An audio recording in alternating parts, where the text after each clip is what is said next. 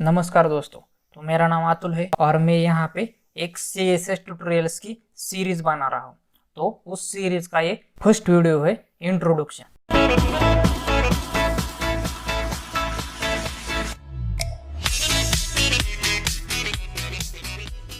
तो CSS होता क्या है, उसकी ज़रूरत क्या होती है। हम CSS के बारे में जब भी YouTube पर गूगल पर सर्च करते हैं तो CSS के रिलेटेड बहुत सारा कंटेंट आता है। तो उनमें से कौन सा ले कौन सा नहीं ले, सभी चीज़ें हमें एक जगह पर नहीं मिलती, ये तो बात अलग है। लेकिन कहीं पे हमें उसका एक्सप्लेनेशन मिलता है, कहीं पे एग्जाम्पल मिलता है, मतलब और वो भी हम अपनी खुद की भाषा में समझ नहीं पाते। सारी चीज़ें एग्जाम्पल में किस तरह अप्लाई करें, फिर उसे वेबसाइट बनाते वक्त किस प्रकार अप्लाई करें। तो ये सारी चीजें होती है। प्रॉब्लम्स बहुत होता है हमारे पास। जब भी हम कोई चीज के लिए कोशिश करते हैं तो प्रॉब्लम ढेर ही आ जाता है हमारे सामने। इस तरह से हमें इस ट्यूटोरियल में सीरीज बना रहे हैं। हम बॉटम से लेकर टॉप तक सभी जितनी भी CSS रिलेटेड प्रॉब्लम्स है, जितनी भी CSS रिलेटेड उसके जो सिंटैक्स है, उसके जो प्रॉपर्टीज है, उन सारे प्रॉपर्टीज को आपको यहाँ पे एक्सप्लेनेशन मिल जाएगा। और साथ ही आपको सिर्फ एक्सप्लेनेशन ही नहीं, ये एग्जांपल्स भी मिल जाएंगे, उन्हें किस प्रकार हम एग्जांपल में अप्लाई करते हैं और आउटपुट किस प्रकार आता है। तो ये सारी चीजें आपको एक आसान सी भाषा में इसी जगह मिल जाएंगी। हम बात करते हैं अभी CSS की।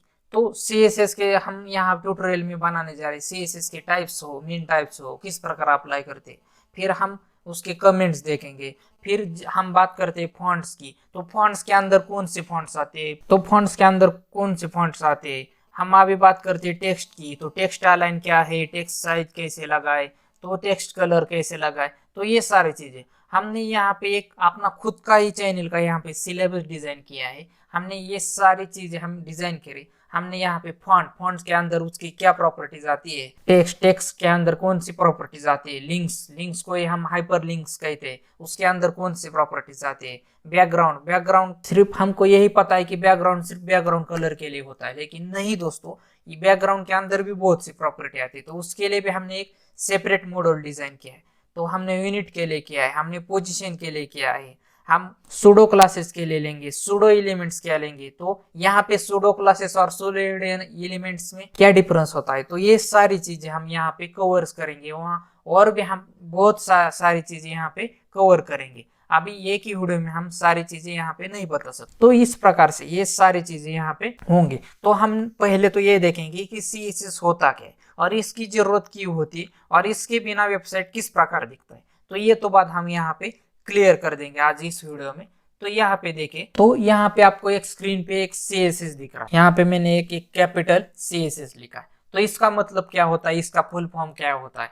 तो CSS का मतलब होता है कैस्केडिंग स्टाइल शीट। आप CSS हो, CSS3 हो, CSS2 हो, CSS कौन सी भी हो, ये की CSS होती है। उसका मतलब होता है कैस्केडिंग स्टाइल शीट। बस इतना ही है। आपको यही बात याद रखनी कि CSS का मतलब कैस्केडिंग स्टाइल शीट होता है। बस यहाँ पे CSS का आपका एक फुल फॉर्म का पार्ट यहाँ पे खत्म हो चुका है। तो आप बात करते हैं कि कोई लोग बोलते हैं कि CSS के लिए बहुत बड़ा बुक रीड करना पड़ता है, लेकिन नहीं। आप यदि CSS सीखना चाहते हो तो मैं एक आपको एडवाइस करूंगा कि आप सारी चीजें खुद एग्जाम्पल में किस प्रकार अप्लाई होती है ये करके देखिए। आप करके देखिए, मतलब आप पढ़ना बंद करिए आज से और करके देखिए कि ये चीजें होती क्या है। जब आप प्रैक्टिकल वर्क करेंगे तो ये सारी चीजें आपके दिमाग में पढ़ने से ज्यादा घुस जाएंगी। आपको हमेशा के लिए याद रहेंगी कि मैंने जेड इंडेक्स में क्या किया था, ओपेसिटी में क्या किया था, ये CSS की प्रॉपर्टीज है। तो ये सारी चीजें होती है। अब हम एक थोड़ा सा CSS का एक क्या जरूरत होती है, मतलब हम CSS में क्या कर सकते हैं, ये थोड़ा सा हम लिटिल बिट देखेंगे। देखने को तो बहुत है CSS में, लेकिन हम थोड़ा सा देखेंगे कि हमें एक आइडिया मिल जाए कि CSS के बिना वेबसाइट किस प्रकार होता है। तो हमने यहाँ पे फर्स्ट पॉइंट लिया है कि हम एक ही रूल्स लेके, CSS लगाने के ज्यादा रूल्स नहीं, एक 5-6 रूल्स है, उससे ज्यादा कुछ यहाँ पे रूल्स नहीं, वो हम मल्टीपल एलिमेंट्स में अप्लाई कर सकते हैं। वो आपको अगले वीडियो में पता चल जाएगा। तो हम सेकंड पॉइंट की तरफ मूव करते। तो यहाँ पे हम CSS से एनिमेशन और ट्रांजिशन इफेक्ट क्रिएट कर सकते हैं विदाउट यूजिंग जावास्क्रिप्ट। तो जावास्क्रिप्ट भी एक लैंग्वेज होती है। जावा और जावास्क्रिप्ट दोनों में अंतर है, उन दोनों का यहाँ पे कोई भी रिलेशन नहीं है। ये तो बात क्लियर है। जावास्क्रिप्ट यहाँ पे वेबसाइट के लिए मोस्ट पॉपुलर है, इसकी वजह से एक इफेक्टिव एक एनिमेटेड एनिमेशन बनते हैं। हम वैलिडेशन के लिए भी जावास्क्रिप्ट यूज करते हैं, वैलिडेशन के लिए हम सिर्फ जावास्क्रिप्ट ही यूज करते हैं। तो आप जावास्क्रिप्ट के बिना ही CSS में एनिमेशन और ट्रांजिशन बना सकते हैं। ये हमारा सेकंड पॉइंट है। हम थर्ड पॉइंट की तरफ मूव करते हैं। तो आप एक यूजर फ्रेंडली मतलब तो आप एक फ्रेंडली एक वेबसाइट पेजेस बना सकते हैं CSS में, और इसके साथ ही आप फिर हम आगे चल के रिस्पॉन्सिव की तरफ भी मूव करेंगे। तो आप एक user friendly website web pages और वेबसाइट यहाँ पे बना सकते हैं। यहाँ पे हमारे जो डायनेमिक स्टेट होते हैं, ये तो हमारा स्टैटिक स्टेट होता है और डायनेमिक स्टैटिक यानी मतलब हमारा स्थिर होता है, और डायनेमिक मतलब एक चेंजेबल स्टेट होता है। तो डायनेमिक स्टेट जो एलिमेंट्स होते हैं जैसे हावर इफेक्ट्स हो, आपका फोकस हो, और भी बहुत सारे ज्यादा है। तो जब हम हावर इफेक्ट्स की बात करते हैं तो आफ्टर में क्या होगा, बिफोर में क्या होगा, विजिट करने के बाद क्या होगा, क्लिकेबल क्या होगा, तो ये सारी बातें आती है। तो आगे आगे हम जैसे जैसे ट्यूटोरियल्स बनाते जाएंगे तो आपको ये सारी चीजें पता चलेंगी। तो इस तरह से हम आपको ये सारी चीजें कहीं पे भी किसी भी लैंग्वेज में पॉसिबल नहीं, ये सिर्फ आपको CSS प्रोवाइड करता है कि जो डायनेमिक स्टेट ऑफ एलिमेंट होते, तो जैसे हावर हो, फोकस हो, विजिटेड हो, अनविजिटेड हो, तो ये सारी चीजें आपको CSS प्रोवाइड करता है। तो हम आप फिफ्थ पॉइंट की तरफ मूव करते हैं। तो आप CSS की वजह से एक सेम पेज आप डिफरेंटली डिवाइस पर ले सकते हैं, वेबसाइट के माध्यम से आप डिफरेंटली डिवाइस पर इसे फिजिबल कर सकते हैं। फिर हम सिक्स पॉइंट की तरफ मूव करते हैं। तो अब यहाँ पे जो हमारी एक CSS में ट्रांसफॉर्म प्रॉपर्टी है, तो उसके वजह से हम यहाँ पे जो मैथमेटिक्स के जो रोटेट हो, स्केल हो, बहुत सारे मैथमेटिक्स के जो फंक्शंस है यहाँ पे हम CSS में अप्लाई कर सकते हैं, और इसकी वजह से हम 2D और 3D में इफेक्ट्स भी दे सकते हैं CSS में। हाँ जी हाँ, आपने सही सुना, 2D और 3D में आपको डायमेंशन इफेक्ट्स इसमें मिल जाएंगे। आप जैसे जैसे बेसिक प्रॉपर्टीज होने के बाद जब आप एडवांस प्रॉपर्टीज की तरफ मूव करेंगे तो आपको ये सारे 2D क्या होता है, 3D क्या होता है, उसके इफेक्ट्स कैसे दे, लोगो कैसे बनाए, ये सारी चीजें आपको यहाँ पे सीखने को मिल जाएंगी। तो इस तरह से यहाँ पे हम यही देखा कि CSS का फुल फॉर्म क्या होता है, और उसकी वजह से हमें एडवांटेजेस क्या मिलता है, उसकी वजह से हम क्या क्या कर सकते हैं। तो ये सारी चीजें अब हम इसे एग्जांपल के साथ देखेंगे कि बिना CSS के एक सिंपल वेब पेज कैसे दिखता है। तो मैं यहाँ पे अपना सबलाइम टेक्स्ट एडिटर ओपन करता हूँ। तो मैंने यहाँ पे एक simple hover button .html file open की है। आपको यहाँ पे कोई भी एक सिंगल लाइन कोड यहाँ पे हम एक्सप्लेन नहीं करने वाले, हम सिर्फ यहाँ पे यही देखने वाले कि बिना CSS का एक सिंपल वेब पेज किस प्रकार दिखता है, और CSS लगाने के बाद वेब पेज किस प्रकार दिखता है। तो मैं यहाँ पे इस फाइल पर राइट क्लिक कर देता हूँ और ओपन इन ब्राउजर कर देता हूँ। मैं यहाँ पे अपना ये वेब पेज क्रोम ब्राउजर में ओपन करता हूँ। तो यहाँ पे देखिए, यहाँ पे इस तरह से हमने बटन डिजाइन किए हैं। ये सिर्फ HTML और CSS में यहाँ पे हमने ये बटन डिजाइन किए। इस तरह से माउस होवर करने के बाद यहाँ पे एक थोड़ा सा एक एनिमेशन आता है एक, तो मैं इसे मिनिमाइज कर देता हूँ। यहाँ पे मैं कोड में आता हूँ और यहाँ पे देखिए, यहाँ पे हमने एक इंटरनल CSS अप्लाई की है।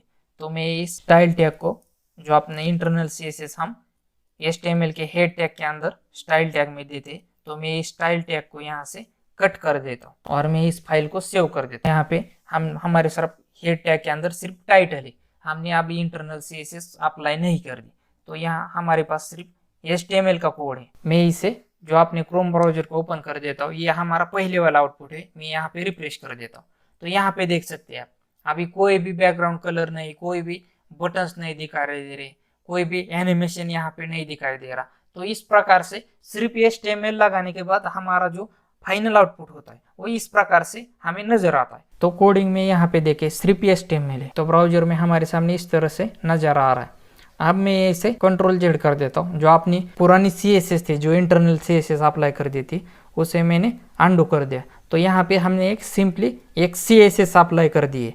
तो मैं इस फाइल को सेव कर देता हूँ और मैं एक बार इस ब्राउजर पर जाता हूँ। यह हमारी बिना CSS का स्ट्रक्चर है, वेब पेज है। तो मैं इसे रिफ्रेश कर देता हूँ। तो मैंने इसे रिफ्रेश कर दिया। तो यहाँ पर देख, CSS की वजह से इसे एक लुक एंड फील आ गया। अब हमारे बटन्स किस प्रकार ये डायनेमिक मूवमेंट कर रहे हैं।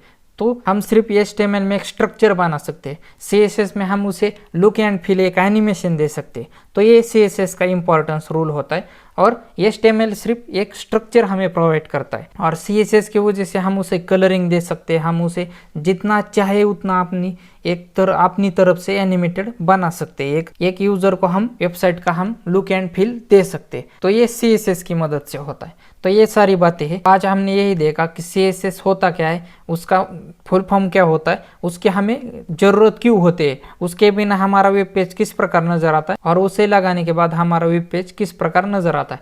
तो ये सारी बातें हो गई।